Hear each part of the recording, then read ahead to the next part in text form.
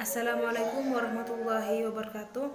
Nama saya Siska Dewi Wulandari dari kelompok 2 akan mempresentasikan tentang sumber-sumber hukum tata negara. Yang pertama, saya akan membahas tentang pengertian sumber hukum. Sumber hukum adalah segala sesuatu yang berupa tulisan, dokumen, naskah, dan sebagainya yang dipergunakan oleh suatu negara atau bangsa sebagai pedoman hidupnya pada masa tertentu. Dan menurut Jipto Raharjo, sumber yang melahirkan hukum digolongkan dari dua kategori. Yang pertama, sumber-sumber yang bersifat hukum, dan yang kedua yang bersifat sosial. Sedangkan sumber hukum menurut Sudikno Mertokusumo yaitu terbagi atas dua hal. Yang pertama, sumber hukum material, dan yang kedua sumber hukum formil. Dan sumber hukum material ini adalah tempat dari mana materi itu diambil. Sumber hukum material ini merupakan faktor yang membantu pembentukan hukum, misalnya hubungan sosial, hubungan kekuatan politik, situasi sosial ekonomis, dan sebagainya. Dan untuk sumber hukum formil merupakan tempat atau sumber dari mana suatu peraturan memperoleh kekuatan hukum. Dan hal ini berkaitan dengan bentuk atau cara yang menyebabkan peraturan hukum itu formil berlaku atau formal. Yang diakui umum sebagai sumber hukum formal ialah undang-undang, perjanjian antar negara, jurisprudensi, dan kebiasaan. Oke, teman-teman, di sini saya akan menjelaskan mengenai materi yang poin C, yaitu sumber-sumber hukum tata negara di Indonesia. Oke, saya akan menjelaskan poin yang pertama, yaitu sumber hukum material dan formil sebagai sumber hukum tata negara di Indonesia. Nah, sebelum menjelaskan sumber hukum material sama formil itu ke hukum tata negara, saya akan menjelaskan dulu apa sih itu sumber hukum material dan apa itu sumber hukum formil. Oke teman-teman, jadi gini, pengertian dari sumber hukum material yaitu suatu hukum yang menjelaskan perbuatan apa yang dapat dihukum dan hukum apa yang dapat dijatuhkan. Contoh dari hukum material ini yaitu satu, hukum pidana, yang kedua hukum perdata, dan yang ketiga yaitu hukum dagang. Oke, yang kedua yaitu sumber hukum material. Sumber hukum material yaitu suatu hukum yang mengatur dan mengikat tata cara menjalankan dan mempertahankan peraturan yang ada pada hukum material.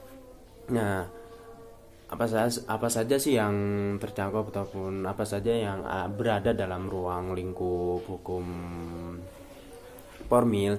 Yang pertama yaitu undang-undang, yang kedua kebiasaan, yang ketiga doktrin, jurisprudensi, traktat ataupun perjanjian, serta perjanjian internasional.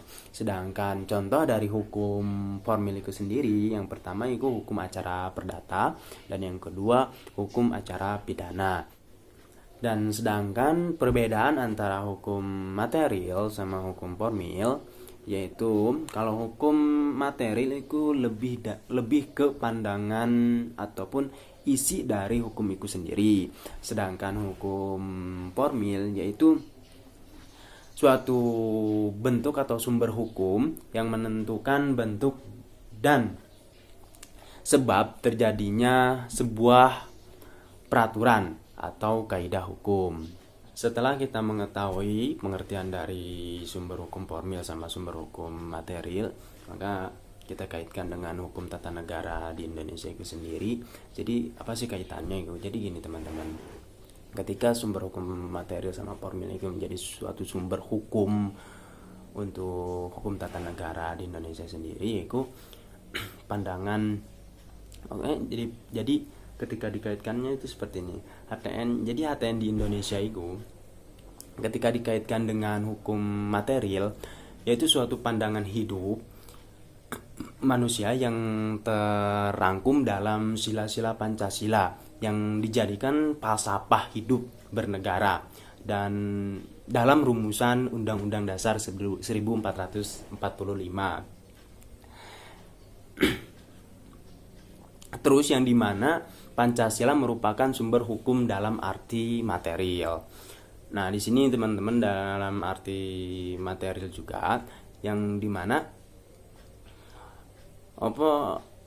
sila-sila Pancasila itu tidak saja menjiwa, akan tetapi memang benar-benar harus dilaksanakan dan tercermin dalam setiap peraturan-peraturan yang ada di Indonesia.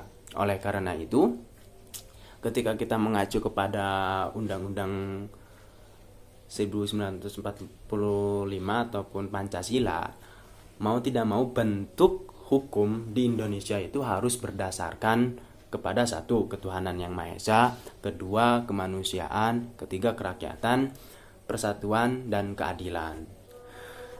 Dan sedangkan dalam bentuk formilnya, nilai-nilai Pancasila tercantum dalam perumusan Undang-Undang Dasar Negara Republik Indonesia tahun 1945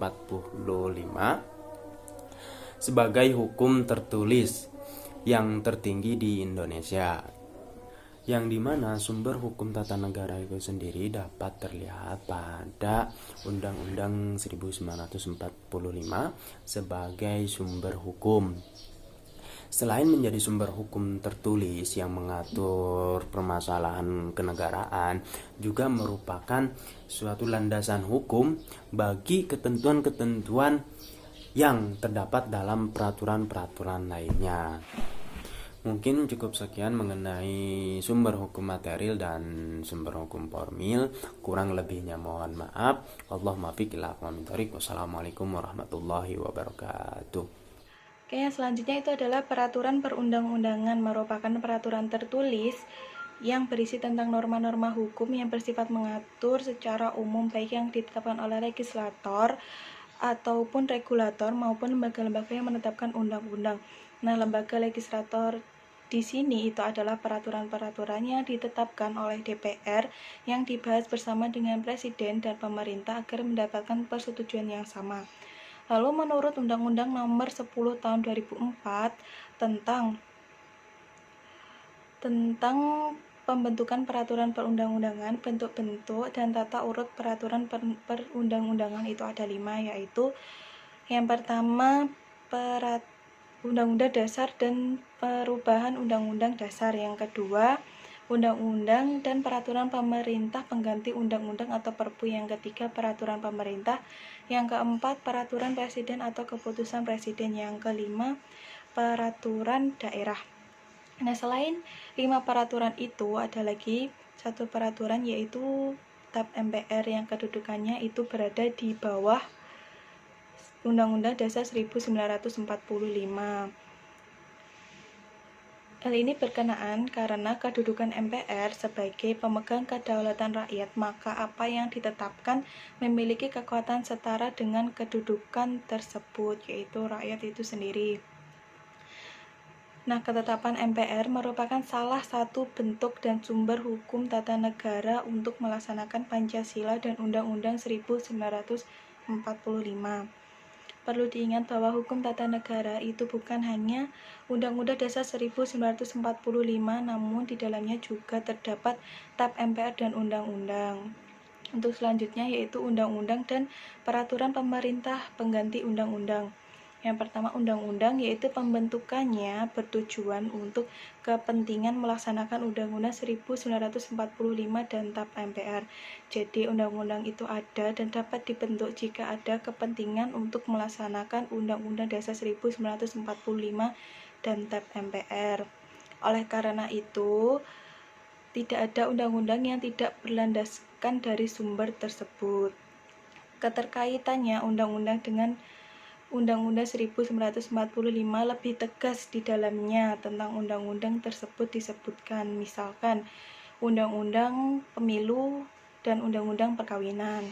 Lalu yang kedua itu adalah Perpu. Melihat cara penetapan dan kekuatannya, Perpu itu setara dengan undang-undang, sebab kedudukannya secara yuridis konstitusional dinyatakan sebagai pengganti undang-undang. Perpu dibentuk oleh Presiden tanpa perlu mendapat persetujuan DPR, dan masa berlakunya pun hanya 1 tahun. Jadi dapat disimpulkan bahwa undang-undang itu dibuat Presiden harus dengan persetujuan DPR, sedangkan Perpu itu dibuat Presiden tanpa harus mendapatkan persetujuan DPR, dan masa berlakunya pun hanya terbatas dan dapat dicabut jika dalam sidang selanjutnya tidak mendapatkan persetujuan DPR. Nah, untuk selanjutnya yaitu PP atau Peraturan Pemerintah. PP diatur dalam pasal 5 ayat 2 Undang-Undang Dasar 1945. Keberadaan PP hanya dibolehkan untuk kepentingan dalam melaksanakan undang-undang. Peraturan pemerintah dibentuk tanpa harus mendapatkan persetujuan DPR, namun tidak boleh bertentangan dengan undang-undang yang telah disetujui oleh DPR. Untuk selanjutnya yaitu keputusan Presiden, dibentuk dengan tujuan dalam rangka semangat untuk melaksanakan Undang-Undang Dasar 1945 murni dan konsekuen. Tidak diatur dalam Undang-Undang Dasar 1945, namun diatur dalam TAP MPR. Lalu yang selanjutnya adalah peraturan lainnya, dapat dibentuk sesuai dengan kebutuhan untuk melaksanakan peraturan yang lebih tinggi. Keberadaannya diatur dalam TAP MPR. Pembentukannya pun diserahkan kepada pihak-pihak atau badan-badan sesuai dengan kewenangannya, seperti peraturan menteri, peraturan daerah, dan seterusnya.